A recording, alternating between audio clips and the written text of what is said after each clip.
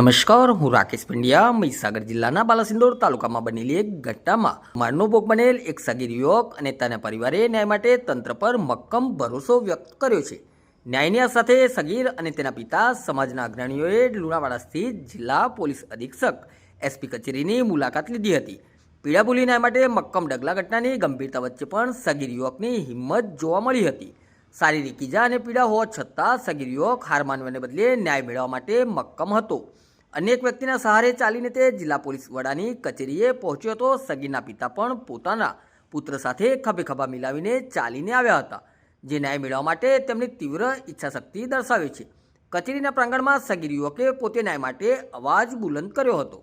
સમાજની એકતા અને સમર્થન આ સંવેદનશીલ બાબતે માત્ર પરિવાર જ નહીં પરંતુ સમગ્ર સમાજ તેમની પડખે ઊભો રહ્યો છે. રાવળ સમાજના આગેવાનો તેમજ અન્ય સમાજના લોકો મોટી સંખ્યામાં જિલ્લા અને જિલ્લા બહારથી લુણાવાડા ખાતે ઉમટી પડ્યા હતા. એસપી સફીન હસન સાથે સકારાત્મક મુલાકાત. સમાજના અગ્રણીઓ અને પીડિત પરિવારે જિલ્લા પોલીસ અધિક્ષક સફીન હસન સાથે રૂબરૂ મુલાકાત કરી હતી. સફીન હસન તેમની કાર્યશૈલી અને સંવેદનશીલતા માટે જાણીતા છે, જ્યારે પીડિત પરિવાર અને સમાજે તેમના પર પૂર્ણ વિશ્વાસ વ્યક્ત કર્યો છે. રાવળ સમાજના અગ્રણીઓના જણાવ્યા મુજબ સાહેબ, એક તો પહેલા શું ઘટના બની હતી એ ઘટના વિશે અમને કોઈ ખબર નથી.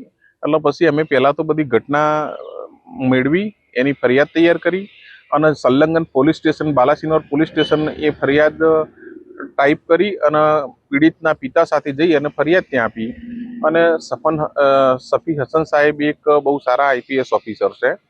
એમને લાગ્યું કે ભાઈ સફી હસન સાહેબને પણ મળવું જોઈએ. અમે એમને મળ્યા અને પછી અમે બધી જે હતી અમારી એમને બધી ટોટલી તમામ સાહેબને રજૂઆત કરી.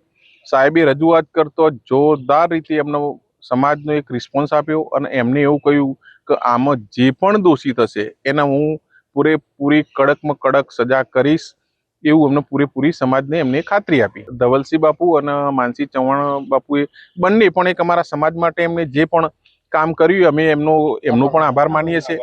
કંઈક અમારે સમાજ માટે એમને જે ઝુંબેશ ઉપાડી કે તે એમને અને માગણી કરી એ બદલ અમે એ બંનેનો પણ ખૂબ ખૂબ રાવળ યોગી સમાજ વતી આભાર માનીએ છીએ. કે સાહેબ એક તટસ્થ અને સારા આઈપીએસ ઓફિસર છે, એટલે જો સત્યતા હોય, સાચી વિગત હોય તો અમે એમને રજૂઆત કરી શકીએ અને એક ન્યાયિક રીતે સારી રીતે ન્યાય આ છોકરાને મળી રહે એ બાબતે અમે આવેલા હતા. સાહેબે બહુ પૂરેપૂરો રિસ્પોન્સ કર્યો. સાહેબે બહુ સારો જવાબ આપ્યો. સાહેબે એવું કહ્યું કે તટસ્થ રીતે હું બહુ બધી તપાસ કરીશ. સહેજે પણ સાહેબ મારે ના કહેવું જોઈએ પણ એસપી સાહેબે તો એ ચાઇલ્ડને બોલાવ્યું.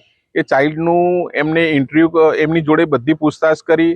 ચાઇલ્ડના પિતાને બોલાયા, એમને પણ બધું બોલ્યું, પૂછ્યું બધું આ ના તે. અને સાહેબને તથ્ય લાગ્યું છે. સાહેબે કીધું જો તથ્ય લાગ્યું છે હું મારી ઇન્કવાયરી કરી રહ્યો છું. ડીવાયએસપી કક્ષાના અધિકારીને કદાચ આમાં તપાસ કરી જે હશે એમાં જો સત્યતા છે તો હું 100% કોઈને પણ બક્ષીશ નહીં.